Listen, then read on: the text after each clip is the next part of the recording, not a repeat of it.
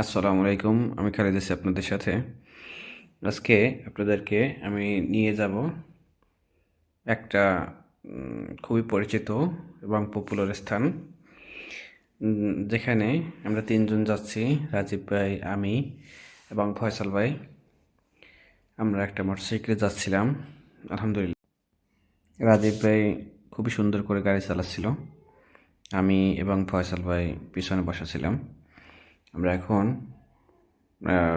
Dapdapia varsity road অতিক্রম করতেছিলাম। সামনে ইউনিভার্সিটি, এই যে আমরা ভার্সিটি অতিক্রম করে ব্রিজে, দপদপিয়ার যে ব্রিজ আছে সেই ব্রিজটা উঠলাম। আলহামদুলিল্লাহ, দেখেন কত সুন্দর, অনেকগুলো গাড়ি আসতেছে যাচ্ছে। এবং আমরা বেশি সময় আমাদের লাগবে না, অল্প সময়ের ভিতরে আমরা ইনশাল্লাহ পৌঁছে যাব কাঙ্ক্ষিত লক্ষ্যে। আমরা মূলত কোথায় যাচ্ছি, এখন হয়তো যারা এই স্থানে গিয়ে থাকবেন তারা হয়তো বুঝতে পারবেন। আমরা কিন্তু আমাদের লক্ষ্যের কাছাকাছি এসে গেছি অতি, অনেকেই হয়তো বুঝতে বাকি নেই। আমরা কিন্তু এখন 30 গোডাউন যাচ্ছি। এই যে দেখেন 30 গোডাউনের সেই বিখ্যাত বটগাছ। আপনারা অনেকেই বরিশাল 30 গোডাউনের সাথে পরিচিত। এবং এই 30 গোডাউনে দেখেন একটা মিনার আছে, শহীদ মিনার।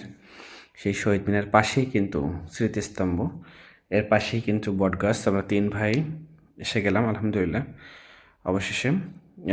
এই 30 গোডাউনের রাস্তাটা কিন্তু উন্নয়নমূলক কাজ হচ্ছে।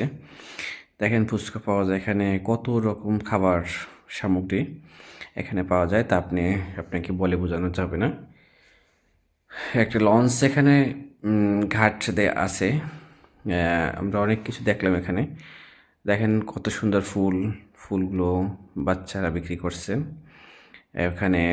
অনেক সুন্দর সুন্দর ফুল যাদের দরকার হবে, এবং অনেক খেলনা আছে, ঝালমুড়ি আছে, তারপরে আপনার চৌকি কিন্তু বিক্রি করে এখানে, বাচ্চাদের খেলনা, বাচ্চাদের জন্য বেলুন। এই পরিবেশটায় আমার মন কেড়ে নেয় আলহামদুলিল্লাহ, অনেক ভালো লাগে আমার এই পরিবেশটা। নদীর ধারে 30 গোডাউনের একটা বরিশালে যদি যারা যারা থাকেন তাদের কাছে এই স্থানটা অনেক পরিচিত এবং পপুলার একটি স্থান। আপনারা এখানে বিকালবেলাটা ঘুরতে আসতে পারেন।